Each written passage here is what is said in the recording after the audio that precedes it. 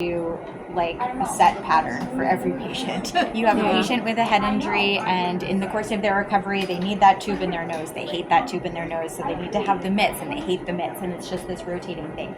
And so a lot of the goal of his recovery is getting his cognition to a place where he is alert and interactive enough to swallow safely, so we can take that out, and then things start getting better from there. Right? Sure. He's talking quite a bit. Does he make any sense when he's talking to you? Yeah, good. He certainly knows who we are. Excellent. Come in, Okay. and if I ask him to squeeze my finger, he will. Excellent. So following commands and participate. Excellent. So those are all good markers. And he calls her by name too. He knows who she is. So excellent. He's has a little trouble with me. He thinks I'm his first wife, my mother. So I look a lot like her. So he gets a little confused by me sometimes. But fair enough. I mean, that's all kind of at least moving in the right direction from where he was when he first came in. And my understanding is that prior to all of this, he was having some mild changes with his memory. Yes. Is that right? He'd been seen by neurology? Okay. Just mild, though. Yep. The things that he does remember is astounding, really. But The longer term stuff? It's the day-to-day stuff. Yeah. Like if I say, well, we're going here today, I think, we've got an appointment. He said, oh, I thought we did that. That kind of. Someone once described it to me as you have a notebook, and in your notebook, your whole life is written, and you're writing in it every day, and some jerk comes along and starts tearing out the pages at the back. And so everything you wrote from the day before gets torn out, and gradually you lose kind of a little bit more of those papers, but you keep a lot of that earlier life stuff. It's embedded in a different part of our memory. Yeah. When we talk on the phone, he'll forget things from prior conversations, but even in the same conversation, he'll ask me the same questions over and over again. And I know there was one time, excuse me, there was one time he was supposed to take the dog to a vet appointment and never showed up. And so they were frantic, and he wasn't answering his phone, and everybody was frantic about, where was he? What happened to him? And it turns out he took the dog to the dog park and was having a grand old time with the dog at the dog park. And they finally found him and called the vet and said, okay, he's safe, the dog's safe. Can we reschedule? And they said, that's fine, reschedule for tomorrow. And they brought the dog in. And they didn't charge him for the missed appointment or anything. But, so it's stuff like that. He forgets where he's supposed to go. Yeah. And like last winter, Jan had gotten sick. And so I took him to go to Walgreens to pick up medicine for her, cough stuff, whatever. And he asked me 3 times on the way. I didn't know where Walgreens was, but he drove like a champ, no problems, got us there, and he said, now why are we here? We're getting medication for Jan, cough medicine, throat lozenges, things like that. Oh, okay, great. And so we picked him up, and I got some stuff for myself, and I said, okay, now you're paying for it, so you get in that line, and you pay for her stuff, I'll pay for mine, and oh, okay, yeah, all right. And then we went out and said, okay, where are we going now? We're going home now. You know where home is? Oh, yeah, I know where home is. Got us there, no problem. I didn't have to give him directions. Okay. He knew where he was. As soon as I said home, he's like, yep, tuned in, went straight home. No lost turns, no nothing. So that was fine, Point him towards home, and he's there. That was great. The remembering what he needs to do next. Yeah. So when did he stop driving independently? 6 months ago. 6 months. He bought a truck. Oh, that's right. Sam was telling me it's very high tech. Yes. Okay. I think He's a bit computer illiterate. He absolutely can't deal with the screen. Yeah. And not only that, but he had a few near mishaps in the truck, and so I just took the keys. Okay. That's all. I just say, we're not going to take the truck today, or I don't know where the key is, or But at this point, you're considering selling both your car and his truck and getting one, because she has a Subaru, and he's a big boy, he's 6'4", and he can't really bend and fit himself into her Subaru. And she has a hard time climbing into this big truck, and so there's something middle of the mid-range, road. for them both. And if he's not really driving anymore, then why have two cars? There's no reason for us to have two vehicles, though. Right. That mean, makes, and it you're also paying simplify. insurance Exactly. and you're paying taxes and Simplify So they're just things. trying to Yeah. figure and work that out Because and Yeah. figure what the best he's 80. solution is. He's Yeah. 80 and I'll be 80 in November. So, you know, I don't think we should plan for the long run, quite Yeah. frankly. Yeah. Well, and so, part of my perspective is always about whatever time there is, whether long run, short run, whatever it is, how to make sure that it's as high quality and, as supported as you guys need it to be. And so Sure. I think recognizing, you guys are doing a great job of recognizing those places where a change needs to be made for safety, but still respecting quality of life and autonomy as much as possible. What about med management? How's that going at home? Does he do it independently? No. No. Okay. No, and we're both on a regimen of vitamins. Okay. And I can give you a list of what we take. We take the same stuff. It's in the system. For me, it's just more so getting a sense about where his cognition was at before this happened, because it's going to be hard to predict how it's going to shake out, right? And so it's just kind of important to know that the stuff that was going on beforehand is still going to be there. And now we kind of have to think about the brain injury, right? And that will get better from this, right? This is not where we anticipate to be in weeks or months. He's come Right. so far, just Exactly. in a few days. Exactly. Yeah. Really? And so what we, with head injuries, there's actually, so when someone has a stroke, we usually say by about 2 months, where they're going to shake out. Head injuries, it can actually take a little bit longer than that to really see someone's full recovery. And in the meantime, he'll be here until he probably goes to rehab for a little bit of time. And then you guys as a family think about what is it that he has to be able to be independent on? What are some of the parameters that you need in place in order to meet his needs at home? And what are some of the hard stops of things that you wouldn't be able to do? So I'm going to assume you are not going to pick him up, right? That's a hard stop. You would never be able to, right, exactly. And I'm not saying, but that's just like one of those things that it's worth trying to consider if someone ever needed that level of care. Okay, we'd have to think about that. Most likely from him, it's going to be more of kind of cognitive oversight and making sure that you have enough support to be able to just keep an eye on him, make sure that he's not taking the car impulsively or anything like that. And we'll know more when it's time for him to go to rehab. You'll know even more at rehab about how to plan for those things. I don't find him difficult to redirect. Good. I think, he'll say something like, oh, I forgot to get something at the pharmacy, let's go now. And I'll just say, well, they closed 5 minutes ago. Because I think of this just before bedtime. So I'll say, well, we'll go tomorrow. And we have a little notebook where we eat at our breakfast bar. We have everything in that notebook that we need to know for the next day, or 2 days away, or a list of things we have to get at the store. And he participates in that by adding things. Oh, I forgot to get shaving cream. And he'll put it in. Perfect.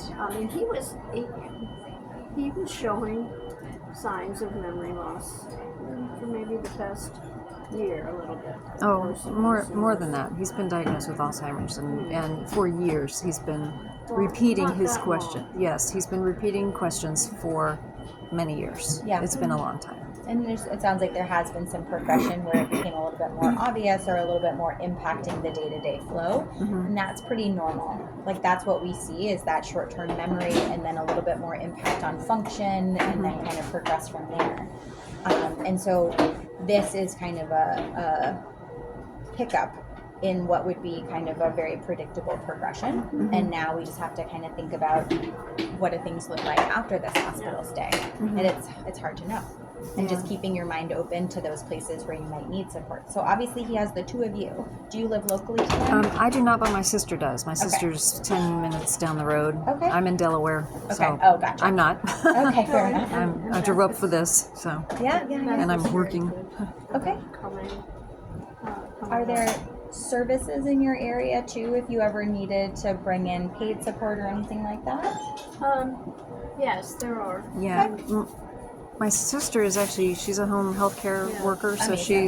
that's why she's not here today. She's actually covering for somebody else, so she cannot get coverage for herself. Gotcha. She's in Camden, but I tell her what's even happening, and both so the she's knowledge that she has in terms of like her ability to do that, and also her knowledge of the system of what the options exactly are. That'll yes, be huge. yes, Love that's it. huge. So Okay. she knows about all. Yeah, sorry, I was going to add more, but she knows about where to go to get Right. other help, and either whether we need to bring in help or whether. So, for instance, I knew that we got some paperwork about physical therapy at home, and she said, "Oh, well, the place in Augusta is the best place to go, and it's the closest for us. So if they ever talk about where we want to go, pick Augusta." I'm like, "Okay, good to know, because I don't live here. I don't know that stuff. So we already know. So that would be for acute rehab probably. So the inpatient side, that's great. Yeah. There's only a couple of them in the States, so she's right. New England rehab is the one way down here. Yeah, that would be harder for you guys to visit. Right. Okay. So that's a great. I'm glad you have that to help navigate all of this. Absolutely. Okay, I'm gonna go in. I didn't want to go in when there was no activity, but I'm gonna go say hi to Roy. Okay, and then you guys are welcome to head back in as well. I think there was just it looked like they were just cleaning the floor, maybe. Yeah. Okay. Hi, Roy. How are you? Hi.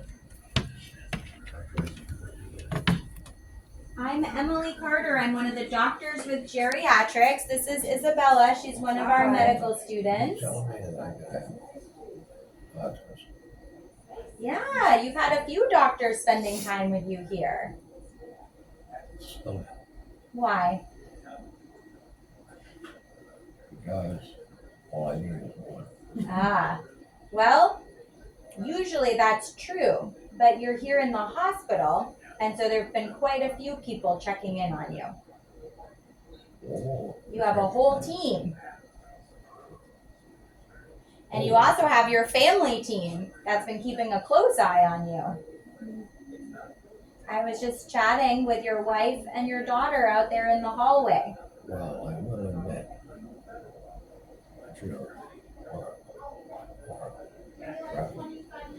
Far traveled. She drove up from Delaware. Hi. I see you have some mitts on your hands here. Those are just to keep, it's very tempting to fidget and mess with things during your recovery. But hopefully we'll be able to take all this stuff out soon. You're wiggling a little bit. Are you in pain anywhere, Roy? No. Good. You're here at Maine Medical Center in Portland. Okay. Yeah. Yep.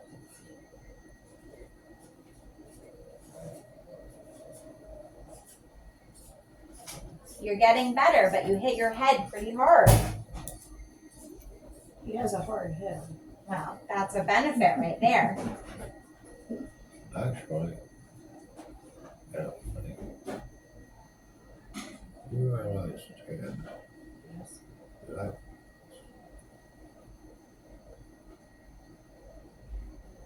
followed tax. Is that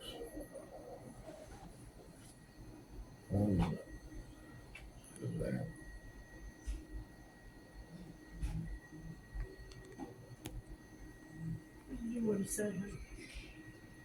Did I realize what?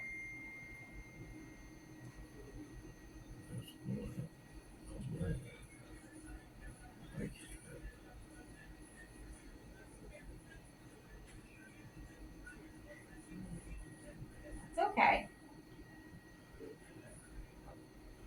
I'm overwhelmed. And I guess somebody should talk to. Yeah, it's overwhelming. Well, that's okay. We were just coming to say hi. Our colleague Sam did a lot of the question asking already.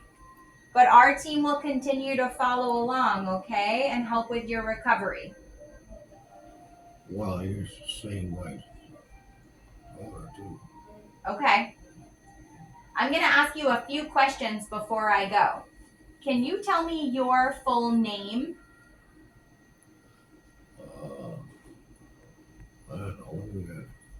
Your name. What's your name?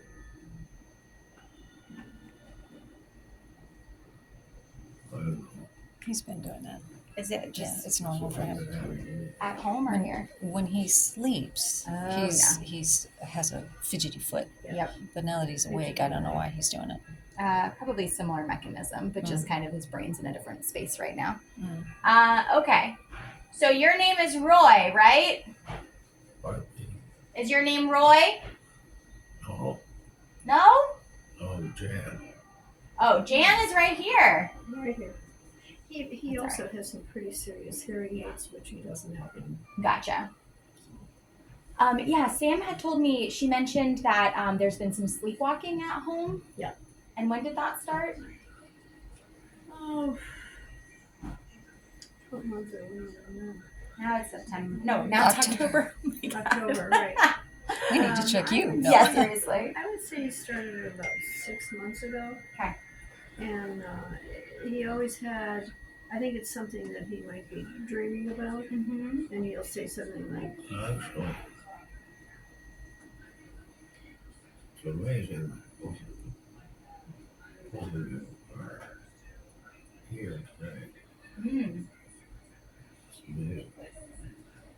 So sometimes that represents something called REM sleep disorder, which can happen when someone kind of is acting out their dreams a little bit. And when I see kind of this he does that all movements the time. around sleep, yeah. So he's got a little bit of a predilection toward that. Mhm. I know that the citalopram was added around that time, the antidepressant. Mhm. It could contribute a little bit, kind of theoretically. Some people are just a little bit predisposed to that type of activity as well. And so your big thing again is about safety and making sure that if someone does get up in the middle of the night, that they're not going to leave the house or fall downstairs or anything like that. You can't leave the house. Good.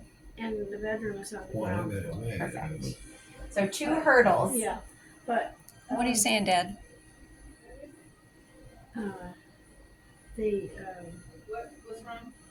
the leg kicking Yeah. stuff started quite a bit ago because he does that in bed. But and you may tell me not to do this, but I've given him a half of an Excedrin PM I may tell you not to do that. because he stops kicking. Yeah. So I can see the mechanism there. So Excedrin PM.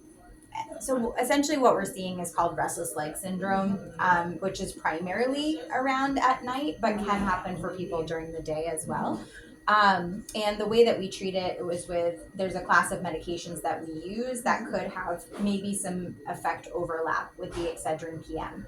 The Excedrin PM has like kind of an agent in it that I don't love for fall risk and sedation.